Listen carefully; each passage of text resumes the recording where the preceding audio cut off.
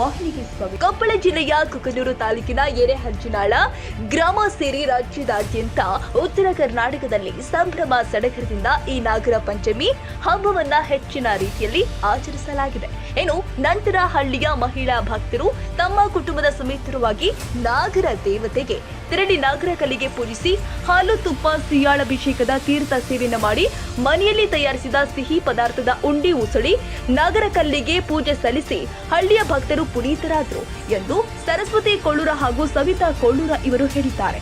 ಈ ವೇಳೆಯಲ್ಲಿ ಮುಂತಾದ ಹಳ್ಳಿಯ ಕಡೆಯಲ್ಲಿ ಸಾವಿರಾರು ಭಕ್ತರು ನಾಗನಿಗೆ ತನುಮನ್ನ ಅರ್ಪಿಸಿ ಕೃತಾರ್ಥರಾದ ಬಳಿಕ ನಾಗನಿಗೆ ಪೂಜಿಸಿದ ಅರಿಶಿಣ ಎಲೆಯ ಅರಿಶಿಣ ದಾರವನ್ನ ಹಳ್ಳಿಯ ಜನ ಎಲ್ಲರೂ ಕೂಡ ಕೈಗೆ ಕಟ್ಟಿಕೊಂಡು ಸಂಭ್ರಮ ಪಟ್ಟಿದ್ದಾರೆ.